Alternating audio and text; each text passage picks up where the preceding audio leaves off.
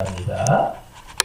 5월 15일에 있을 사랑의 만찬이 이제 8주째 진행이 됩니다. 네.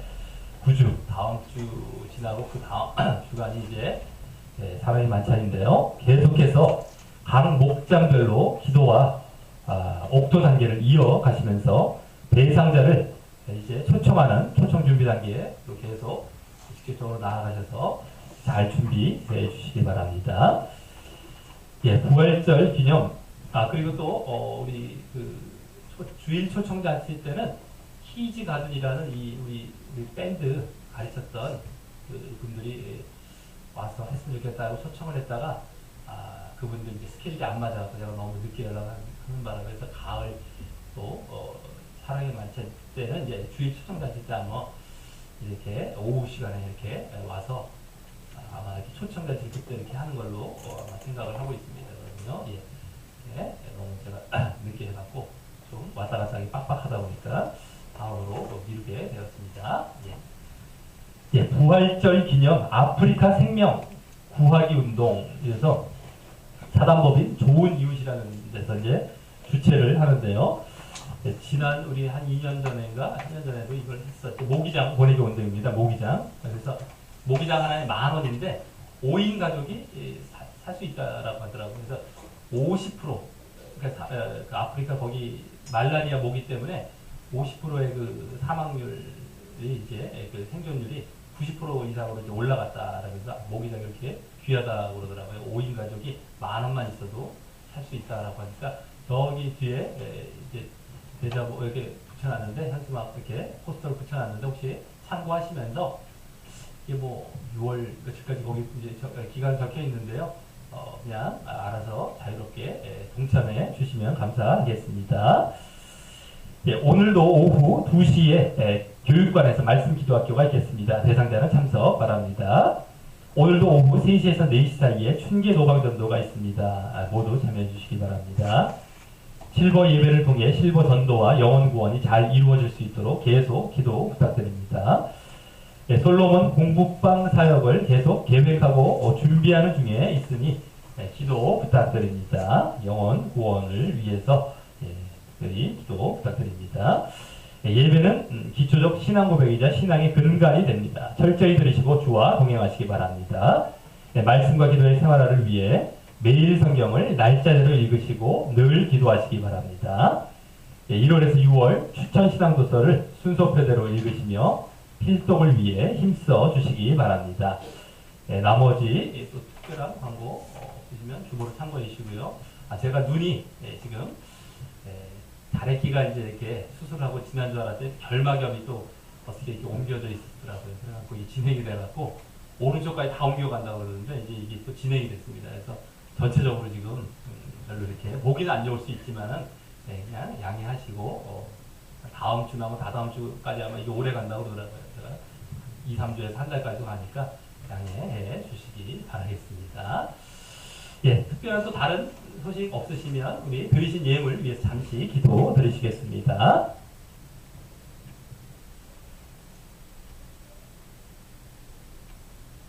주님, 정말 우리가 날마다 삶 가운데에 주님을 늘 잊지 않고 늘 기억하며 주님 안에서 주님 뜻대로 살아가기를 늘 소원하고 또 실천하는 자들이 되게 인도하여 주시옵소서. 우리의 신앙이 정말 자칫 매너리즘에 빠지고 형식화되고 굳어져서 자신은 잘하고 있는 줄 착각하지만 하나님께서 보시기에 정말 우리가 점점 하나님과 멀어지고 하나님과 이제 반대되는 그러한 길로 갈 수 있다는 사실을 우리가 언제든지 깨어서 잘 알고 정말 우리의 신앙의 길을 늘 정말 바른 길에서 이탈하지 아니하고 잘 걸어갈 수 있도록 인도하여 주시옵소서. 이제 한 해가 또 정말 4개월이라는 기간이 벌써 지나가고 있습니다. 아버지, 우리의 신앙 흐트러지지 않도록 주님 인도하여 주시옵고, 주님 우리가 또 주님 앞에 나아올 때 주님께 또 정성껏 예물을 준비해서 드렸습니다.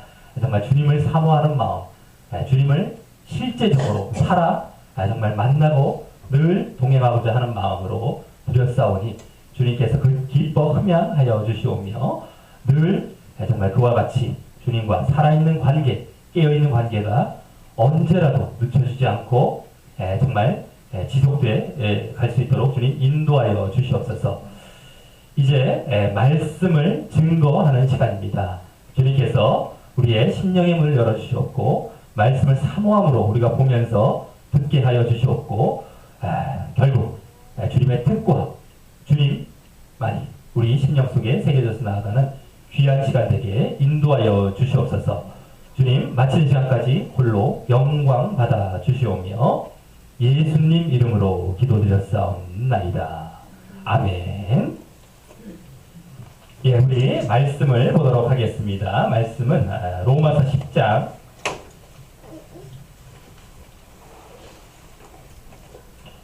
10장 14절에서 22절까지입니다. 신약성경 253쪽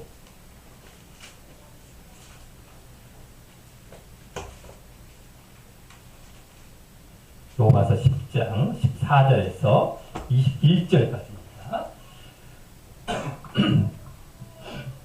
우리 다 같이 하셨으면 한 목소리로 읽도록 하겠습니다.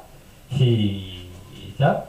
그런즉 저희가 믿지 아니하는 일을 어찌 부르리요? 듣지도 못한 일을 어찌 믿으리요?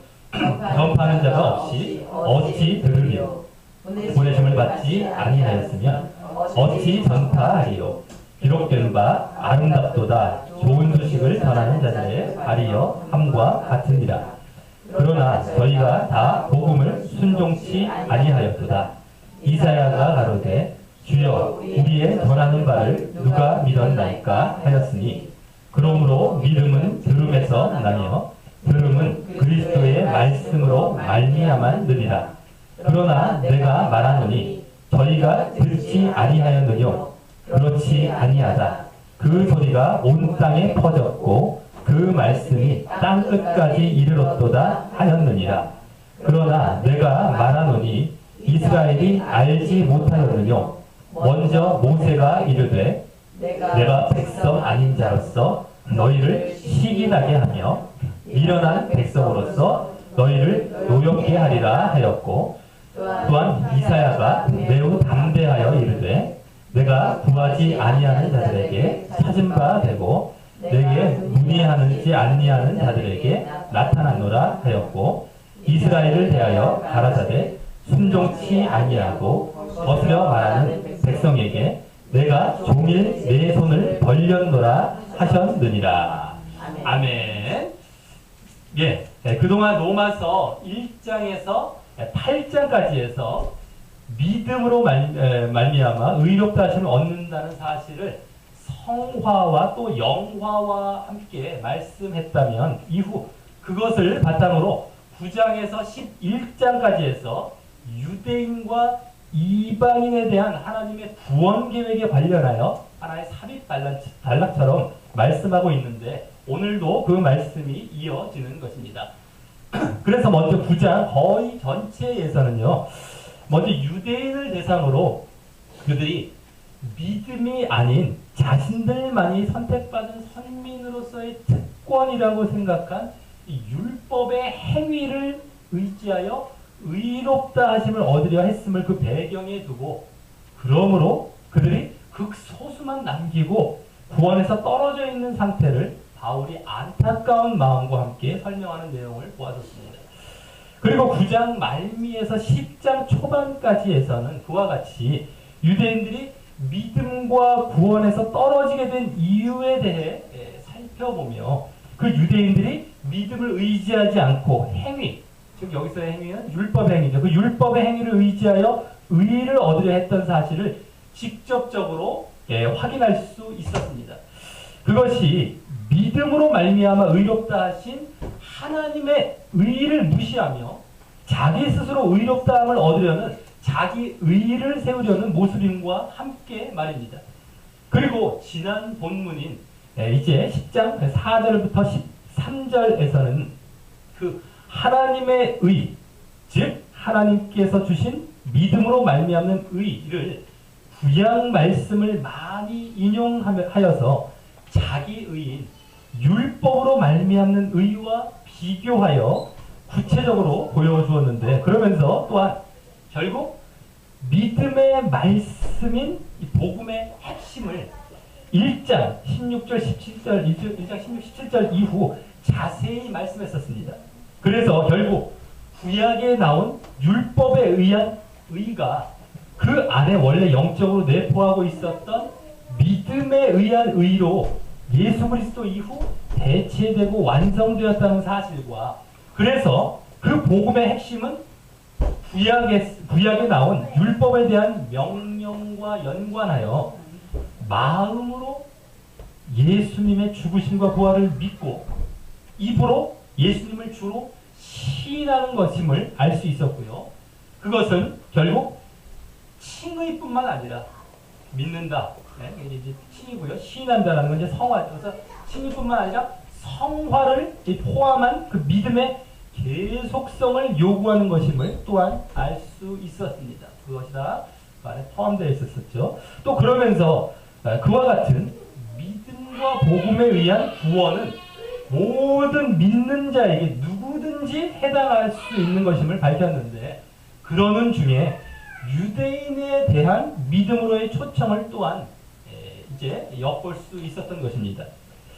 초청을 하고 있는 것을요. 또 그러면서 그때 우리의 믿음의 대상이신 그리스도가 눈에 보이게 우리 곁에 있지 않을지라도 그 믿음의 말씀이라는 복음이 있으면 우리가 그것을 마음에 믿고 입으로 시인하여 그리스도를 믿을 수 있음을 알 수 있었습니다.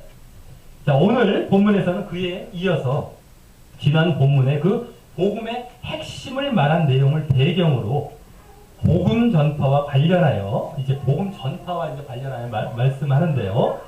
그러면서 이번에도 유대인의 초점을 두어 그들이 복음을 받아들이고 믿음으로 들어오기를 바라는 마음으로 그들이 그 믿음의 기초가 되는 복음을 거절한 이유를 보여주게 됩니다. 전에 9장 말미에서 10장 초반까지에서는 그들이 믿음에서 멀어진 이유를 보여주었다면, 이번에는 더 근원적으로 복음을 거절한 이유로 말입니다. 믿음이 생기게 되는 복음, 그것을 거절한 이유를 오늘은 이제 믿음에서 멀어진 이유가 아닌 복음을 거절한 이유를 이제 보여주는 것입니다. 복음 전파에 대해서 말하면서 말이죠. 자, 그럼 오늘 본문에서 그 마음으로 믿어 의에 이르고 입으로 시인하여 구원에 이르는 그 복음의 핵심을 배경으로 지난번에 보았던, 어떻게 복음 전파에 대해 말씀하며 또 그것을 바탕으로 유대인이 복음을 거절한 이유에 대해 어떻게 말씀하는지 살펴보며 우리의 복음에 대한 반응과 또 우리의 복음 전파 사명도 함께 생각해보는 시간을 갖도록 하겠습니다. 먼저 오늘 본문은 지난 본문에서 예수 그리스도가 눈에 보이지는 않더라도 우리에게 믿음으로 말미암아 구원을 가져다주는 그 믿음의 말씀이자 복음의 핵심과 관련하여 그 말씀과 복음을 전파하는 것과 관련한 내용이 앞부분인 14절부터 17절까지에 나오게 되고요. 이 복음 전파와 관련해서 이후 18절부터 21절에서는 그럼에도 복음을 받아들이지 않은 이스라엘 유대인의 모습과 그 이유에 관해 말씀하는 내용이 나오게 됩니다. 그럼 먼저 14절에서 17절까지에서 이 말씀과 복음을 전파하는 것과 관련된 내용을 보도록 하겠습니다. 우선 그 말씀과 복음은 믿음의 말씀과 뭡니까? 복음의 핵심을 말하는 것인데요. 그것은 지난 본문에서 마음으로 예수님의 죽으심과 부활을 믿고 그러므로 입으로 예수님을 주로 시인하는 것임을 알 수 있었습니다. 그래서 이제 이 부분에 나오는 복음 전파란 그것을 전하여서 믿게 하기 위한 그에 대한 말씀과 복음의 전파인 것입니다. 먼저 14절에서는 그런즉 저희가 믿지 아니하는 이를 어찌 부르리요? 라는 말로 시작합니다. 그 바로 앞 13절에서 누구든지 주의 이름을 부르는 자는 구원을 얻으리라 라고 구약 요엘서 2장 23절을 인용하여 믿음을 의미하는 거기 주의 이름을 부름에 대해 말씀했기에 이제 그에 이어 말씀하는 것입니다. 그래서 여기서도 주의 이름을 부름을 그 13절에 나온 그 주의 이름을 부름을 믿음으로 여기서 말하고 있는 것입니다. 믿지 않는 자를 어찌 부르겠냐라고 말입니다. 그러니 그 13절 말씀은 바울 사도가 믿음을 나타내고 있는 말씀으로 그 요엘서를 인용했었음을 이제 더욱 확실하게 보게 되는 것입니다. 그때도 그것임을 이제 말씀드렸지만 말이죠. 자, 그 다음 14절 두 번째 문장에서는 그럼 듣지도 못하는 일을 어찌 믿으리요? 라고 하면서 이번에는 그 믿음이 다시 들음에서 생겨난다는 차원에서 말씀합니다. 그리고 여기서의 들음은 바로 말씀과 복음을 들음을 포함하여 말하는 것입니다. 여기 다 포함되어 있죠. 그래서 여기서 이제 지난 본문에 나온 믿음의 말씀 또는 이 복음의 핵심과 관련하여 말하게 됨을 보게 되는 것입니다. 그리고 믿음은 그와 같이 복음과 말씀에 의한 것임을 전에 1장 16, 17절과 또 지난 본문에 이어 다시 보게 되는 것입니다. 복음을 듣고 믿게 된다는 것이 복음과 복음을 들어 믿음이 생깁니다. 자, 그리고 여기 듣는다라는 말은 원어로 그냥 무의미하게 귀로만 듣고 끝나는 것이 아니라 그것을 듣고 깨달아 반응하는 것까지 진정으로 듣는 것을 말하는 것입니다. 뭐 그냥 대충 들었어요. 귀를 이렇게 기울였어. 이게 아니죠. 완전히 깨달아서 반응하는 것까지 다 포함되는 그 들음입니다. 당연히 우리가 말씀, 그 복음에 대해서 그러해야 하는 것처럼 말입니다. 자, 그리고 여기서는 거기서 또 그치는 것이 아니라 그 말씀과 복음을 전파하는 것을 이제 또 말하기 시작합니다. 14절 마지막 세 번째 문장과 같이 전파하는 자가 없이 어찌 들으리요? 라고 하면서 말입니다. 그래서 오늘 본문에서 여기서부터 이 복음 전파와 관련하여 이제 드디어 말하게 되는 것입니다. 한마디로 말씀과 복음은 전파해야 이렇게 듣고 깨닫게 된다는 것입니다. 그리고 여기 전파하는 자라는 말 앞에 원어상 보면 정관사가 없어서 어떤 특별한 전도자나 선교사, 즉 당시로 말하자면 선지자나 사도와 같은 자들만 말하는 것이 아니라 모든 그 말씀과 복음을 전파하고 선포할 수 있는 자들을 그 대상으로 말하는 것입니다. 그리고 또 전파하다라는 말이 원래 이제 왕의 명령을 그대로 전하다라는 의미를 가지고 있었어요. 하나님의 진리를 알리고 공포하다라는 말로서 자신의 말이 아니라 왕의 말을 그대로 전하는 것처럼 하나님의 말씀, 그 순수한 복음을 그와 같이 그대로 전파하는 것을 여기서 말하는 것입니다. 전파한다는 말은. 그리고 이 단어는요, 구약이나 신약에서 마지막 때, 종말 때와 관련하여 메시아에 대한 전파에 주로 사용된 단어였고요. 또 바울 서신에도 보면은 이방인이나 천하 만민의 복음을 전파하라고 할 때 사용했던 단어였어요. 지금도 여기서 나오는 것도 주로 이방인까지를 염두에 두고 이방인 그들에게까지 복음이 전파되었음을 나타내는 것입니다.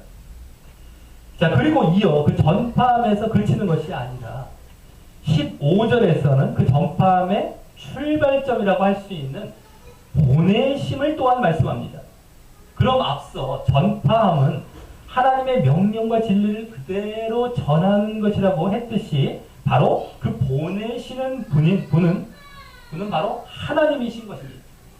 그리고 그 사실을 굳이 여기 함께 이렇게 보내심에 대해서 말씀하고 있는 것은요, 그만큼 이 전파라는 것이 자신의 생각이나 말이나 뜻을 전하는 것이 아니라 보내신 분이신 하나님의 생각과 말씀과 뜻을 전해야 하는 것임을 보이기 위함인 것입니다.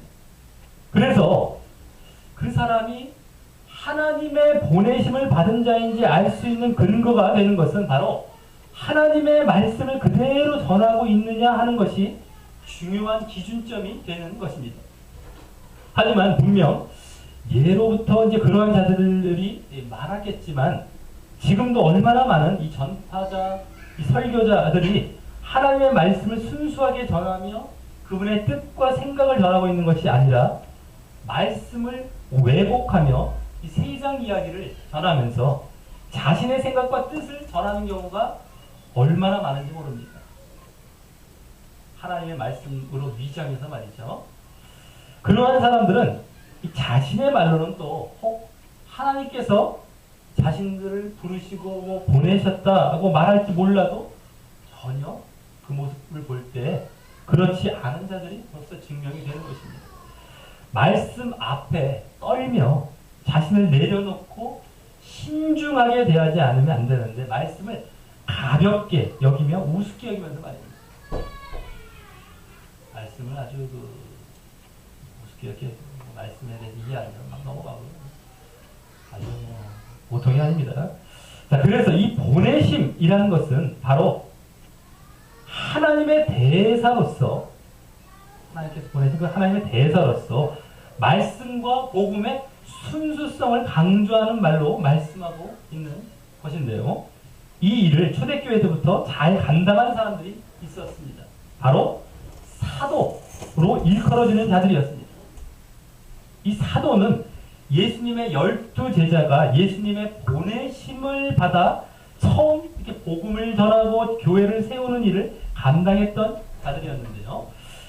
그 사도라는 말이 원어로 보면 어떤 말이냐면 보내심을 받은 자라는 말이 바로 사도입니다. 아포스톨로스라고 해서요. 그 의미를 갖고 있었기 때문입니다. 그래서 그들은 순수하게 복음과 말씀을 전파하며 그 사명을, 그 사도로서의 사명을 잘 감당하다가 보내심을 받은 자로서의 사명, 대부분 이제 순교로 또 죽게 되었습니다. 그리고 그 사도들을 보내신 예수 그리스도께서도 사실 그들보다 앞선 사도와 같은 분이셨다고 할 수 있는데요. 그것은 예수님도 하나님께로부터 보내심을 받은 자였기 때문입니다. 그래서 히브리서 3장 1절에서는 예수님을 믿는 도리의 사도시라고 표현도 하고 있죠. 믿는 도리, 믿는 그 받은 것에 대한 이 사도.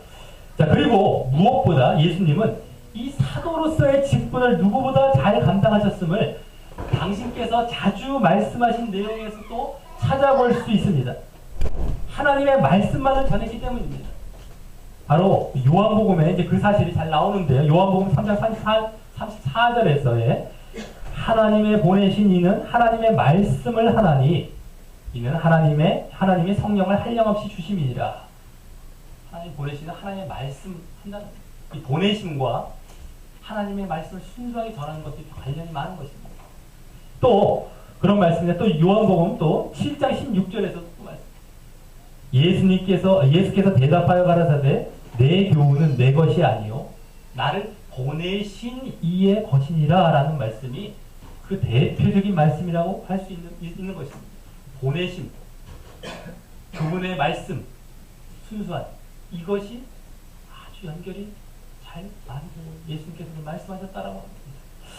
자, 그리고 이 뒤 15절 하반절에서 기록된 바라고 하면서 구약 말씀을 인용하여 아름답도다 좋은 소식을 전하는 자들의 발이여함과 같다고 합니다.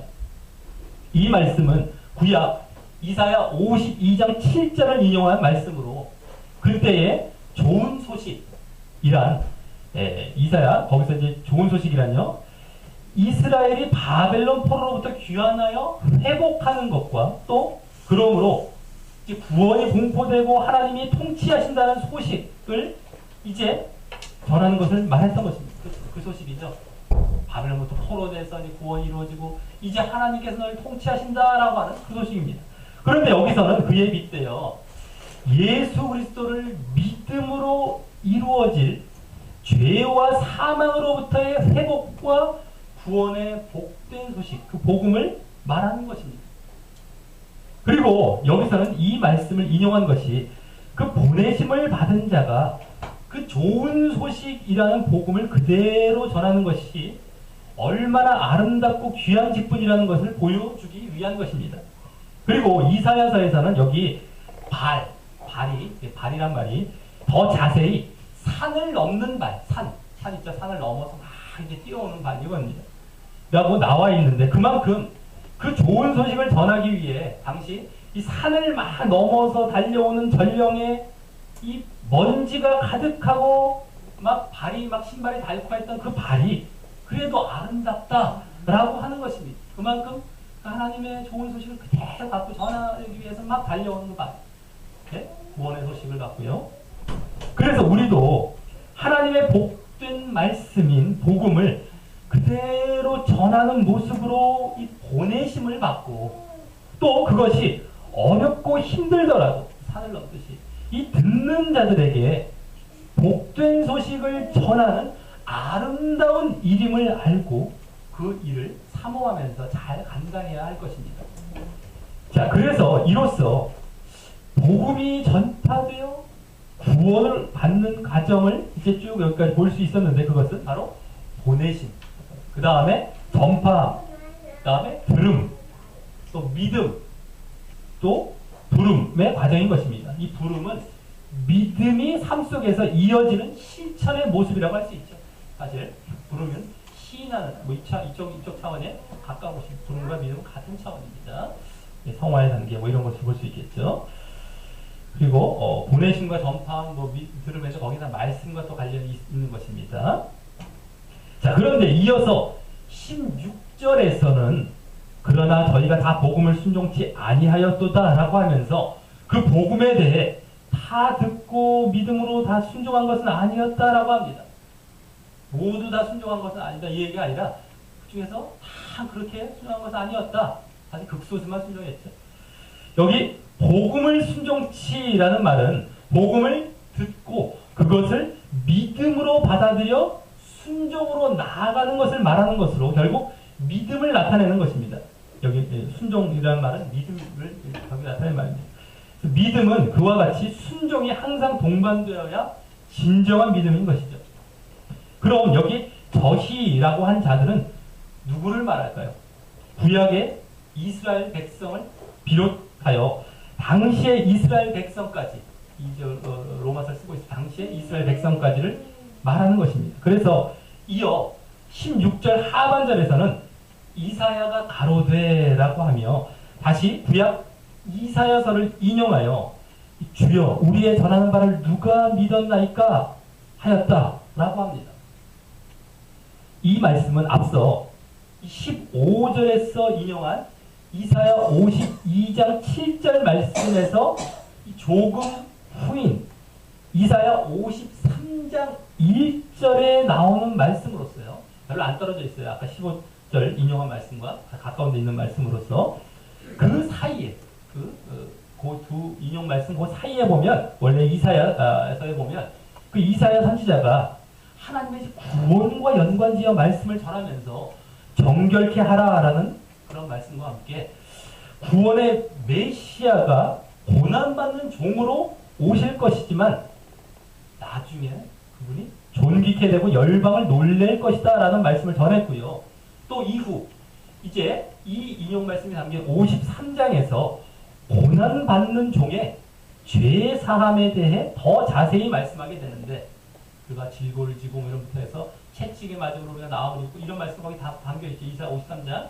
그래서 우리 죄를 위해 이렇게 고난받는 메시아, 고난받는 종에 대한 그 내용이 더 자세히 말씀이 되는데 그래서 그 이스라엘이 생각했던 것과는 다른 그 고난이라는 의외의 방법에 의한 구원에 대해 우리의 전하는 바를 누가 믿었나이까 라고 말씀하는 그 인용 구절입니다. 그래서 유대인들은 자신들의 선입견에 의해 영광스러운 메시아를 기대했기에 그와 같이 고난받는 메시아는 받아들일 수 없었던 것입니다. 누가 믿었나이까 이러니까 그러한 것을 전하고서 그게 복음이고 복된 소식인데도 불구하고 누가 그래서 이 인용 말씀은요 예수님도 유대인들의 그 불신앙에 대해 지적하실 때 사용하셨고요 이 바울 사도도 십자가에 못 박힌 그리스도가 유대인에게는 거리끼는 것이요 이방인에게는 미련한 것이라고 같은 맥락에서 말씀하는데 이 말씀을 주로 사용했던 것입니다. 지금도 마찬가지입니다. 십자가 뭐 이런 거 뭐 싫어하는 사람들은 벌써 가짜입니다. 26세기는 똑같습니다. 미련한 것처럼 보여요. 그게 뭐 이렇게 십자가 이렇게 왜 구차해 이럽니다. 거리낀다고 그랬잖아요. 유대인들이 거리끼고 이방인들은 미련한 거고 막 마음에서 거리낀다던가 이게 막 뭔가 받아들이지 않아요. 자기 부인과 십자가 이런 것들이 그러던가 아니면 뭐 이렇게 저기 세련되지 못하고 미련해 보이는 뭐 어리석어 보이는 저 십자가야 이러면 벌써 가짜입니다. 이것을 우리가 참고적으로 또 아시기 바라겠고요. 그래서 여기서도 이 16절 이제 하반절은 그 복음에 담긴 메시아의 십자가와 고난 때문에 그 복음에 그게 담겨 있죠. 복음 십자가 다시 사신 걸 너희도 믿어야 된다고 그랬지 않습니까? 십자가 그런 것 때문에 복음을 거부했음을 내포하여 인용한 말씀인 것입니다. 그래서 인용할 때도 누가 믿었나이까 했을 때 바로 그 내용 때문에 그렇게 믿지 않았다라는 걸 내포하여 지금 말씀하고 있다라고 하는 겁니다. 자, 그러면서 17절에서는 그러므로라는 말과 함께 그동안에 앞에서부터의 그 말씀을 결론적으로 말씀합니다. 우리 다 같이 17절을 읽어보겠습니다. 17절입니다. 시작. 그러므로 믿음은 들음에서 나며 들음은 그리스도의 말씀으로 말미암았느니라. 아멘. 예, 여기 먼저 믿음은 들음에서 난다라고 말씀했는데 여기서의 믿음을 앞서 16절과 연관하여 이제 말하고 있는 것은요. 지금 그때의 그 16절의 그 순종이 바로 여기 믿음임을 말하는 것이기 때문입니다. 다시 한번 이 믿음은 순종과 밀접함을 보게 되죠. 또 여기 들음이란 말은 앞서 보았듯이 그냥 단순히 귀로만 듣는 것을 말하는 것이 아니라 마음으로부터 듣고 깨달아 그것에 반응하는 것까지 말하는 것입니다. 그래서 이 들음이란 말은 원어로 앞서 16절에 잘 보십시오. 16절에 그 전하는 바라는 단어와 같은 단어인데 원래는요. 우리나라 말은 전혀 달라 보이지만 원래 같은 단어입니다. 아콘이라고 해서 들음 뭐 이렇게 전하는 바 이게 그래서 그 단어가 원래 우리나라 말도 제대로 만약에 해석하자면요. 들려진 것이라는 말이었습니다. 전하는 바가 이제 들려진 것, 너희에게 이제 들려진 것이라는 것, 귀로 듣게끔 이제 들려진 것이라는 그러한 말이라면 여기서 그것을 들었다라는 식의 말인 것입니다. 그래서 이거 뭡니까? 말씀과 복음이 그렇게 전해지고 들려질 때 그것을 그대로 듣고 받아야 한다는 것을 말하는 것입니다. 들려질 때 그대로 들어. 자, 그래서 다음 이 들음은 또 그리스도의 말씀으로 말미암는다라는 말에서 이제 앞서 14, 15절에서는 그 아까 복음 전파 과정에서 나오지 않았던 이 말씀이란 말이 직접 나오는데 그 그리스도의 말씀이란 말이 단순히 그리스도의 교훈 정도를 말하는 것이 아니라 그리스도의 십자가와 고난의 복음이 담긴 말씀이라는 의미로 쓴 말인 것입니다.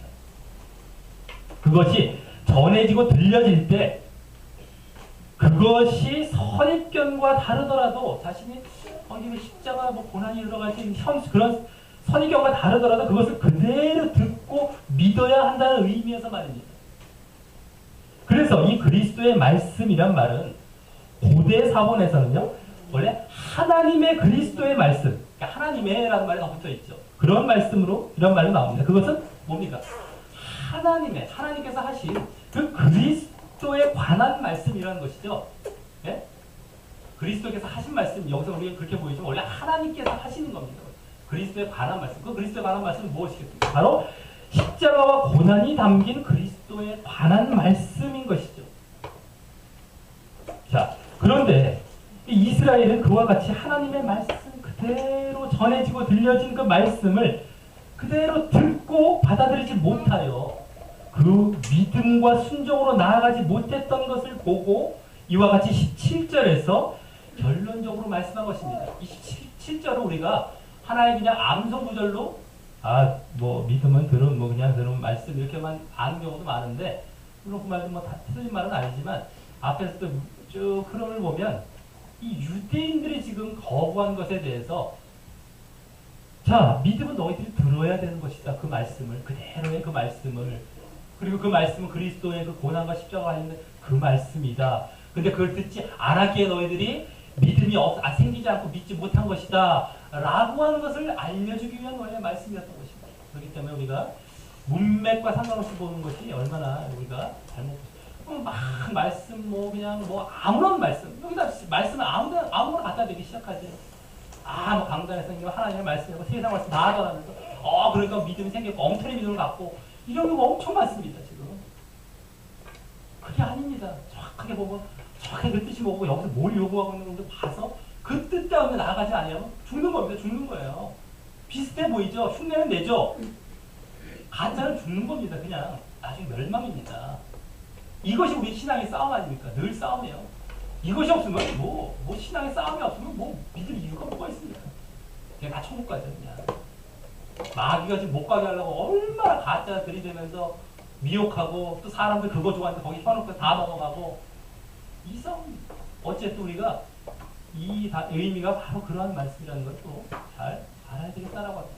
그냥 아무 말씀 들어서 그냥 믿음 생기는 이런 것이 아닙니다. 지금도 엉터리 말씀 막잖아요. 그게 하나님의 말씀이라고 막 하면서요. 근데 그것을 보니까 마음이 또 감동이 되거든요. 인간적인 말씀 말하면요. 그럼 은혜 받았다고 그래요. 그게 또 그래서 내가 믿음이 생긴 줄 알아요. 착각하는 겁니다. 죽는 길입니다. 그게. 나중에 십자가와 고난 얘기하면 지금 유대인과 똑같은 반응을 보이면서 말이죠. 거부해요. 믿음이 없는 사람들입니다. 사실은요. 근데 그렇게 얘기합니다. 은혜 받았다고. 자기들이 인간적인 감동받은 걸 은혜라고 얘기하면서 멸망으로 나가. 그게 믿음인 줄 알아요. 이 말씀을 또 잘못 적용하면 그렇게 나가는 겁니다. 그 말씀 우리가 제대로 그 의미들을 알고 보지 아니하면 그런 폐단들이 한두 군데가 아닙니다. 말씀. 그렇게 잘못 보는 거. 근데 막 잘라서 막 들이대. 이게 증거 있냐? 다 죽는 겁니다. 말씀을 얼마나 우리가 그 앞에 떨면서 제대로 보려고 해야 되는지 우리가 알아야 된다고 하는 것입니다. 그렇지 않으면 앞에 뒤에 연결도 안 돼요. 무슨 말씀인지 모르니까 잘라봐. 그냥 잘라봐. 그래서 계속 잘라봐요. 또 연결도 안 돼. 이게 무슨 말씀, 그 말씀 다 그런 말씀 섞어놓은 줄 알아요. 자기들이 이해 못하고 자기들이 도대체가 인간적인 말씀을 보기 때문에 그런 건데요. 자, 그 다음에 그래서 이제 다음 18절에서 21절에서는 그러한 믿음과 들음과 이 말씀의 관계로 이루어지는 이 17절에 나온 믿음과 들음과 말씀의 관계로 이루어지는 그 복음 전파의 사실의 바탕을 두고 그럼에도 복음을 받아들이지 않은 이스라엘과 또 그에 대한 이유를 보여줍니다. 구약의 이스라엘이나 또 특히 당시의 이스라엘 모두를 대상으로 말입니다. 자, 18절과 19절에서 맨 앞에 각각 잘 보시면 그러나 내가 말하노니 라는 말로 시작하면서 말하는데 이 말은 전에 9장에서 그러면 우리가 무슨 말을 하리요 라는 말을 이제 쓰면서 유대인이 그 앞에 말과 같이 유대인이 이 앞의 내용에 근거하여 의문을 품고 변명할 수 있는 내용을 가정하여 반문하기 위한 말인 것입니다. 이 로마서에 그런 말들이 많이 나오죠. 네? 무슨 말 하려고 저들이 자꾸 반문할 것을 이제 바울 사도가 오히려 예상해서 가정해서 자꾸만 오히려 얘기를 하면서 그걸 풀어나가게 됩니다. 자, 그래서 먼저 18절에서는 유대인들이 우리가 복음을 듣지 못했습니다. 라고 변명할 것을 가정하여 거기 보면 저희가 듣지 아니하였느뇨 라고 반문합니다.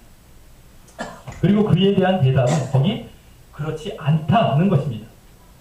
그러면서 그 근거로서 또 구약 말씀을 인용하여 말씀하는데 이번에는 시편 19절, 19편 4절 말씀을 인용하여 그 소리가 온 땅에 퍼졌고 그 말씀이 땅끝까지 이르렀도다 하였느니라 라고 말합니다. 시편에서 이 말씀은 원래 자연을 통해서라도 하나님의 영광과 말씀이 전파되는 이 자연 계시를 나타내고 있는 말씀인데요.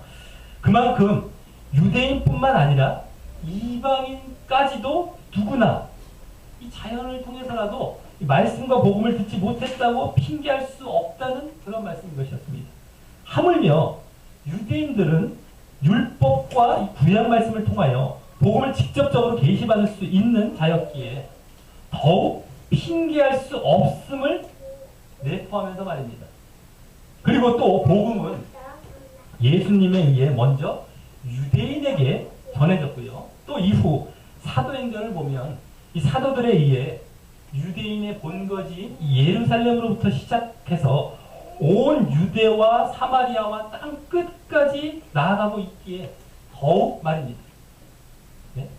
이 지금 자연 계시를 통해서 이와 같은 뿐만 아니라 너희들은 지금 핑계할 수 없다는 것이 다 전해지게 되고 있고 너희들은 뭐 더더욱이다 이런 얘기입니다. 못 들었다고 할 수 없다. 복음을 듣지 못했다 이런 변명할 수 없다는 것입니다. 결국 복음은 이방인들에게도 전해질 것이었으니 유대인들이 예수 그리스도의 십자가와 고난이 담겨있는 그 구원을 위한 복음과 말씀을 듣지 못했다고 핑계댈 수가 없다는 것이고 그러므로 그들이 그것을 통해 믿음을 갖지 못했다고 핑계댈 수 없다는 것입니다. 앞에 17절에 믿음은 말씀을 들으면서 난다는 사실에 근거하여 말입니다. 자, 그리고 다음 19절에서는 이번에는 앞에 지금 그 18절 말씀에 근거하여 유대인들이 우리는 구원이 믿음에 의한 복음이 아닌 믿음에 의한 그런 복음이 아닌 우리에게 주신 율법을 통해서 이루어질 줄 알았습니다. 그래서 우리는 복음이 그렇게 온 땅에 전파될 줄도 몰랐습니다. 그래서 우리에게 복음이 왔어도 우리는 그것이 복음인 줄 몰랐고 그래서 예수 그리스도를 믿을 필요도 못 느꼈습니다. 라고 변명할 것을 가정하여 이스라엘이 알지 못하였느냐? 라고 반문합니다. 그것을 알지 못하였냐? 그리고 그에 대한 대답으로 이 또한 그렇지 않다는 사실을 이제 19절 하반절에서부터 마지막 21절까지 해서 말씀하는 것입니다. 네? 아, 복음에 의해서 일이 이루어질지 몰랐습니다. 그렇지 않다. 너희들이 모르지 않았다 이것이. 자, 여기서도 이제 그 근거를 이제 19절에서 21절까지에서 보면 구약 말씀을 인용하여 말씀하는데요. 모세와 이사야가 쓴 말씀을 인용합니다. 구약의 대표적인 말씀들인데. 자, 그래서 먼저 19절 하반절은 모세가 쓴 말씀인 신명기 32장 21절을 인용하여 말씀합니다. 내가 백성 아닌 자로서 너희를 시기나게 하며 미련한 백성으로서 너희를 노엽게 하리라 라고 말합니다. 이 말씀은 신명기에서 원래 이 앞에 다른 이제 문장이 붙어 있는 말씀입니다. 어떤 말씀이냐면 그들이 하나님이 아닌 자로 나의 질투를 일으키며 그들의 허무한 것으로 나의 진노를 격발하였으니 라는 말씀 다음에 이 말씀이 나온 말씀이었습니다. 그래서 이는 그 이스라엘 백성 유대인들이 하나님을 버리고 우상 숭배함으로 하나님의 질투를 일으키고 분노케 한 것에 대해서 하나님께서 이 질투하신다라고 인간적인 표현을 쓰죠.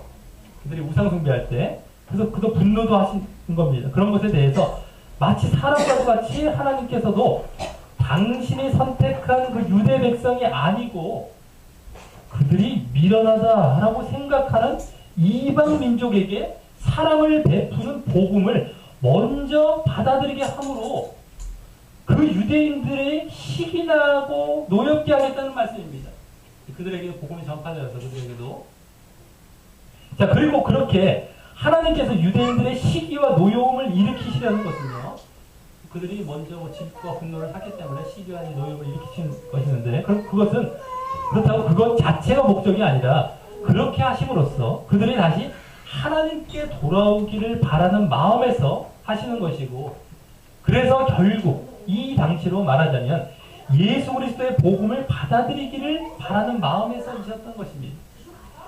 그리고 이 말씀을 이 인용 말씀을요 이사야에 나온 신명기에 나온 이 인용 말씀을 유대인들은 잘 알아서 그들만이 가진 율법이 아닌 복음으로 구원이 이루어질 것을 알 수 있었다고 바울 사도는 말하려는 것입니다. 왜냐하면 율법이라는 건 자기들만에게 주어진 것이기 때문에 그 외에 다른 것으로 이방인들에게 이렇게 전해질 것을 말씀하고 있는 걸 볼 때 분명 알 수 있는 거 알 수 있었다라고 지금 얘기하고 있는 것이죠. 우리는 율법으로 뭐 구원이 이루어질 줄 알았습니다가 아니죠. 자, 그리고 다음 20절과 21절은 또한 이사야가 매우 담대하여 이르되 라는 말로 그 모세 말고도 또한 그와 같은 말씀으로 이사야가 쓴 더 강력한 말씀도 있음을 보이기 위해 이사야 이제 65장 1절과 2절을 연이어 인용하여 말씀하는데, 이번에는 여기 앞에 20절은 앞서 19절과 같이 이방인에게 복음이 전해질 것을 말한다면요, 21절은 앞에서 안 나왔던 유대인에게도 복음을 전하려 했음을 말씀합니다. 자, 먼저 20절에서 구하지 아니하는 자들이 나오기, 내게 문의하지 아니하는 자들이란 말이 바로 이방인을 가리키는데, 그렇게 하나님에 대해 찾지도 않고 무지했던 자들에게도, 찾지 않고 무지했던 그러한 몰랐던 자들에게도 하나님께서 찾아진 바 되고 나타난 바 되었다라고 하는 것입니다. 바로 복음을 듣고 믿음으로 순종함으로 말입니다. 그들이. 그래서 이방인들이 그렇게 복음을 들어서 그걸 받아들여서 그렇게 정말 찾아진 바 되고 나타난 바 되는 그런 자들이 그렇게 구원이 임했는데, 그렇게 이사야서에서 말씀했고 또 정말 그렇게 이루어졌는데요. 하나님의 선택받은 민족이라는 그 이스라엘은 복음이 멀리 있거나 어려워서가 아니라 바로 왜 그렇겠습니까? 이제 이방인들도 그럴 정도라면 왜 그렇겠습니까? 그들이 듣고도 거부하고 이 불순종함으로 그 복음에 대해서 그로 말미암아 구원에서 멀어진 것임을 이제 여기서는 앞서 19절보다 더 자세히 보이려는 것입니다. 이방인들 다 이렇게 여기 하나님께서 만나 찾아진 바 됐다. 복음을 어려워서 듣고서. 자, 그래서 21절에서는 이번엔 이스라엘 유대인들에 대해 그 이사야서 다음 절에서 아까 65장 1절 다음 절 2절에서 말씀하고 있는 말씀을 인용하며 그 사실을 보여줍니다. 그 유대인들은 거기 순종치 아니하고 거스려 말하는 백성이라고 합니다. 이는 이사야서에서 원래는요, 자기 생각을 좇아 불선한 길을 행하는 패역한 백성이라고 나옵니다. 자기 생각을 좇아 불선한 길을 행하는 패역한 백성. 왜 이들이 순종치 않고 거스려 말하고 불선한 길, 패역, 왜 그랬습니까? 바로 우상 숭배 때문인 것이었습니다. 그런데 그들에게 하나님께서는 거기 보면 또 여기 내가 종일 내 손을 벌렸다고 하셨다는 것입니다. 이는 오래 참으시며 계속해서 뛰어나가서 손을 내뻗고 맞이하기 위한 모습인 것입니다. 그래서 하나님께서는 그들의 우상 숭배로 그냥 그들을 쉽게 버리고 마신 것이 아니라 그들이 돌아오기를 애타게 기다리며 기회를 주고 계셨지만 그들이 결국 자기 생각을 좇아 우상 숭배하며 하나님을 거부했고, 또 이제는 자기 의의를 쌓으려고 예수 그리스도를 거부함으로 말미암아 그와 같이 하나님께서 이방인들의 하나님이 되시고 그들이 먼저 복음에 순종하게 되었다는 것입니다. 그래서 이러한 19절부터 21절 말씀을 볼 때 유대인들은 믿음과 복음에 의해 구원받을 것을 몰랐던 것이 아니라 자신들의 그 하나님이 자기들만의 하나님이라는 선민의식과 또 복음에 담긴 그리스도의 고난과 십자가가 자신들의 선입견과 달라서 그와 같이 복음을 거부하고 예수 그리스도에 대한 믿음과 시인을 거부하는 것입니다. 그것을 알 수 있는 것입니다. 자, 말씀을 맺습니다. 오늘 말씀은 지난 본문에서 복음의 핵심이자 믿음의 말씀을 마음으로 예수님의 죽으심과 부활을 믿고 입으로 예수님을 주로 시인하는 것으로 자세히 말씀한 이후 그 복음을 전파하는 것과 관련하여 유대인들이 복음을 거절한 이유를 보여주고 있는 말씀이었습니다.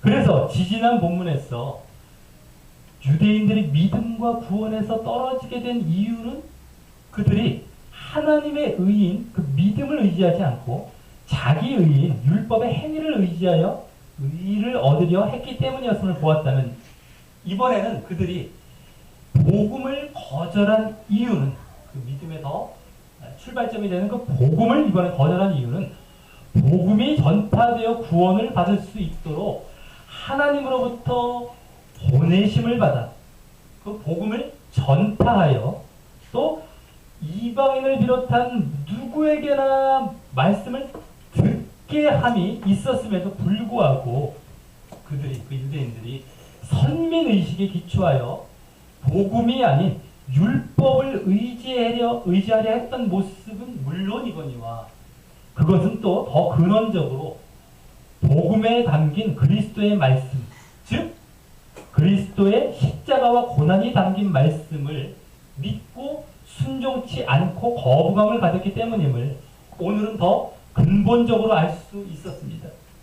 오늘 그러므로 그 복음이 이방인들에게까지 전파됨을 말씀했기에 그 복음을 못 들었거나 몰랐거나 어려워서가 아님을 함께 보이면서 말입니다. 그래서 유대인들은 처음에 자신들이 하나님께 선택받은 민족이었지만 결국에는 그의 합당한 모습을 보이지 않음으로 인해서요. 선택받은 것 같았는데 선택받은 자로서 합당한 모습이 없었어요. 그래서 하나님으로부터 버림받은 자리로 나아간 것입니다. 계속 그냥 손까지 벌리시는.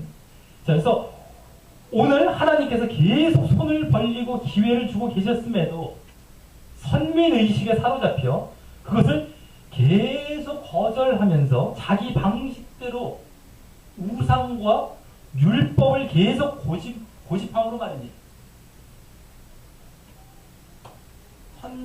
선택받았다라고 해서 구원받는 게 아닙니다.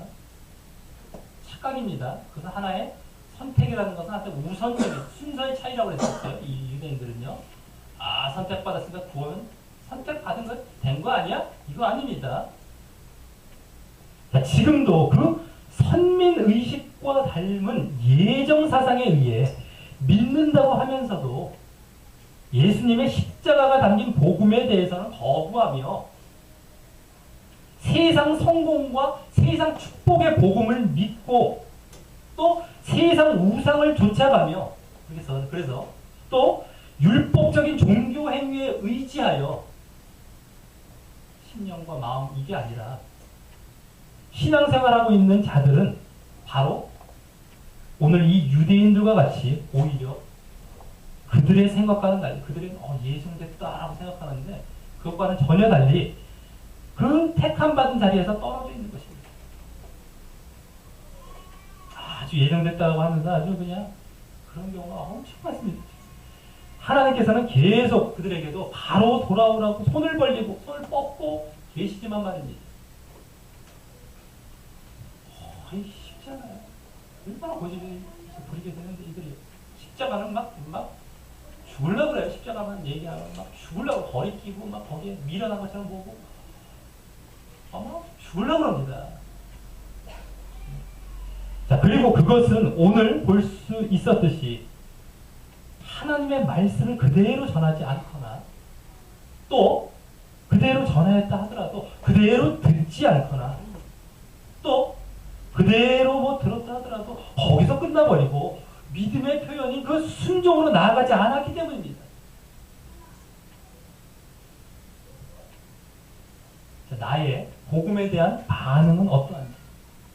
이 복음 전파할 때 하나님의 말씀을 그대로 전함으로 이 하나님의 보내심을 받은 그 아름다운 복음 전파를 하고 있는지 또 내가 세상 우상과 또 종교 행위라는 신앙에 머물고 있기에 복음 그대로인 십자가와 고난이 담긴 복음과 말씀을 그대로 듣기 좋아하지 않고 또 듣고도 순종하지 않는 것은 아닌지요.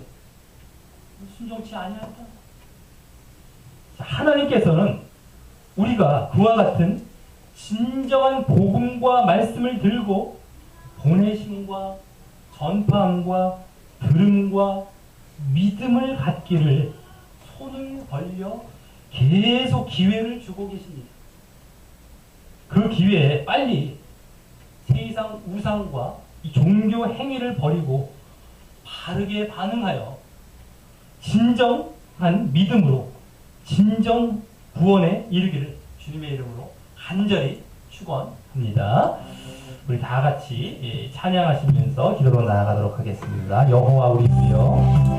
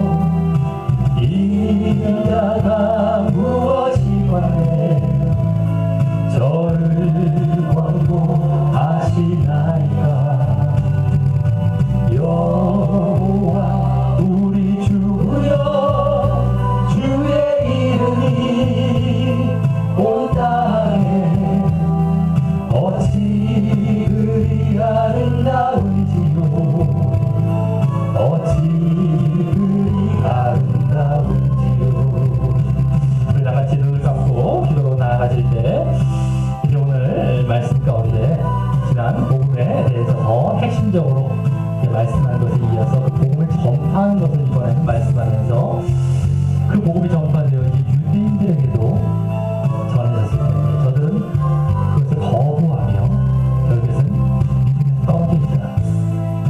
그래서 그들이 왜 복음을 정말 거부했을까라고 하는 사실들을 이제 정말 보여주고 있었던 말씀이었습니다.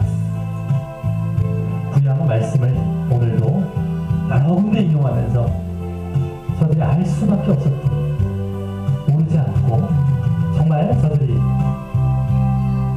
듣지 못할 수 없었던 그러한 여러 가지 근거를 대면서 말씀했는데, 특별히 그 가운데 이제 누가 우리의 전화 와서 믿었냐라고 하면서 구약에서부터 그 메시아에 대한 예언, 고난을 받고 십자가에 달려 돌아가심으로 말미암아 죄의 사함을 이제 이루실 그 메시아에 대한 그 예언의 말씀을 그때부터 거절했던 것처럼 지금도 그 복음을 결국엔 저들이 배척하고 결국엔 저들이 믿지 않았다는 사실을 우리가 볼 수 있었다는 것입니다. 그것을 들어야 정말 우리가 진정 구원으로 나아가는 것이었다라고 하는 겁니다.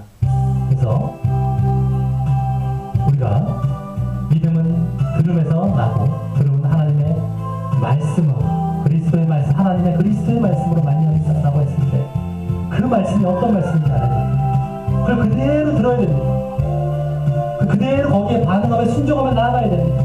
그때 우리의 믿음이, 진정한 믿음이 우리에게 있게 되어지는 겁니다. 그래서 구원으로 나아가게 되는 겁니다.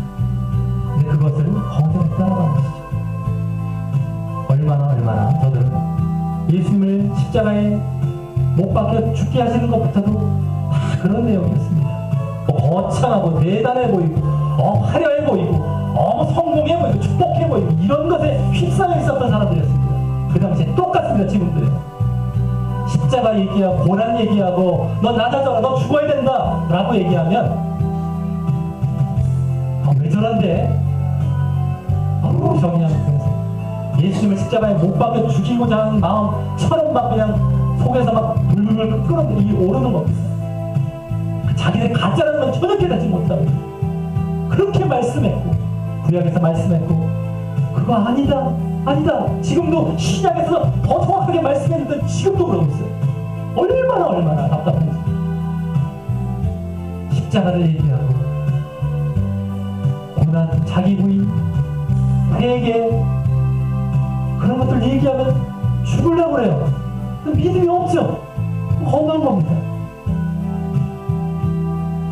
우리가 이 사실을 분명히 알고 정말 진정 믿음이 들음에서 나고 하나님의 말씀으로 말미암는다고 했을 때 정말 내가 그와 같은 자리에 있는 자인지를 되돌아보며 복음 전파에서도 우리가 그렇게 전파해야 될 것이고 또 우리가 그걸 들을 때도 정말 그와 같이 그대로 정말 그 복음을 들음으로 말미암아 진정한 그런 믿음으로 구원에 나아가는 자들 되게 해달라고 우리 다 같이 기도 드리시겠습니다.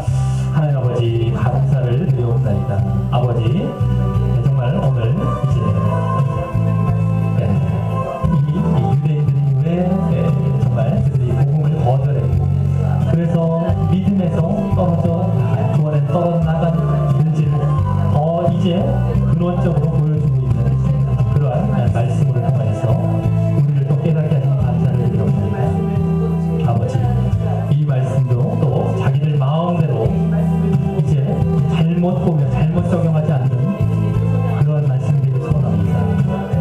우리에게 그 인용 말씀의 배경이 어떻게 된지 알지도 못하며 그냥 막 잘라갖고 자기 보고 싶은 말씀만 보면서 잘못 적용해서 순엉터리로 멸망의 길로 나아가는 그러한 말씀들이 않기를 주께서 인도하여 주시옵고 저희 이 안에 남겨있는 이들이 정말 십자가를 먹어 또 선민사상의 십자에서 율법에만 자기들의 특권의식에만 사로잡혀서 우리는 좀 특별해 나는 좀 특별하지 라는 생각에 사로잡혀서 이들이 믿음에 떨어져 있던 그런 사실을 얼마나 지금도 많은 모습을 보이고 있는지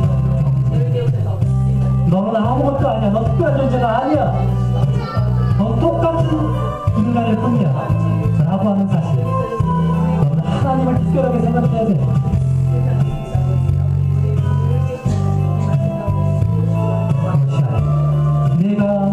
내가 하면서 온통 자기에게 집중하게 만들고 자기 사랑하게 만들고 자기를 위해 마치 자기가 주인 되도록 만들어 놓는 지금 잘못된 복음입니다. 정말 십자가 고난이 다 빠져버리고 자기 부인이 다 빠져버리고 엉터리 복음 그걸 전하면서 결국에 저들이 실제적으로 복음을 다 거부하고 있고 실제적으로 예수 그리스도를 거부하고 있고 그래서 믿음에서 떨어져 있는 그런 상태라는 걸 알지 못하는 말로만 주여 하고 말로만 그냥 적당히 넘어가면 자기들은 믿음 안에 있는 줄 착각하며 실제적으로 다 떨어져 있는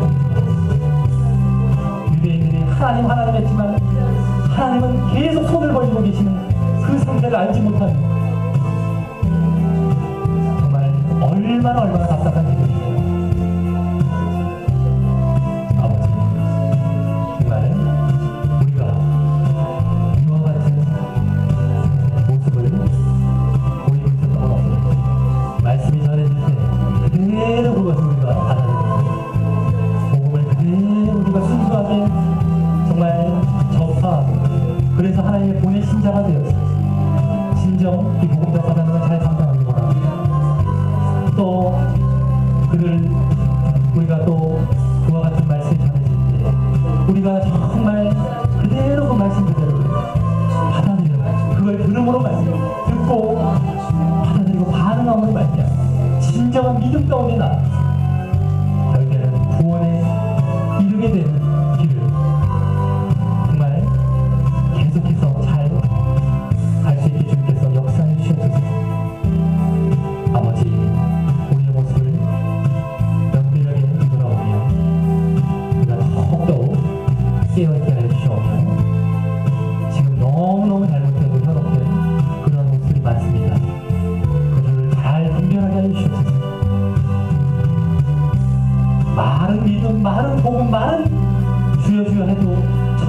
그렇지 않다라고 하는 것을 분별할 줄 알게 해주셨고, 진정한 우리가 이와 같은 신앙 가운데 잘 걸어가는 자들에게 인도하여 주시옵소서.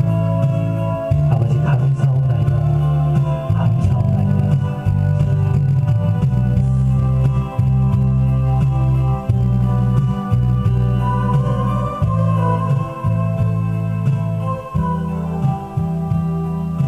이제는 우리 주 예수 그리스도의 은혜와 하나님 아버지의 사랑하심과 성령의 교통하심이 오늘 예배를 간절한 마음으로 드리며 간절히 결단하며 나아가는 여기 모인 모든 신령 위에 이제부터 영원토록 함께 하시기를 간절히 축원하옵나이다. 아멘.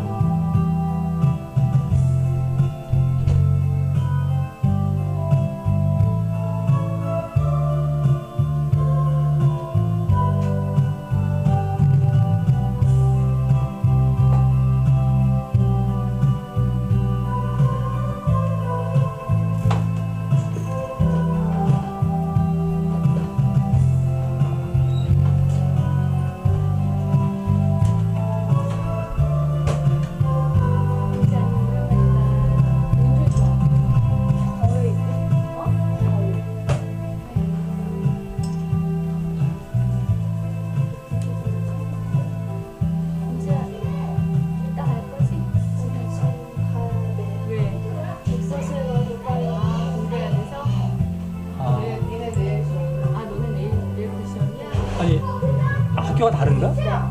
아, 독서실 같이 가는 거야? 아, 여기 독서실? 네. 아, 가까운 데 있어? 아, 여기도 독서실 만지 앞으로 만들려고 그러는데 식사 가서. 그래, 저기 그래도 어떻게 윤정이는 연락 안 됐어? 네. 근데 민지는 저번 주는 또못 왔어. 어디? 아, 이거 되겠어? 네. 예배에서 여기서 빠지지 말고. 네.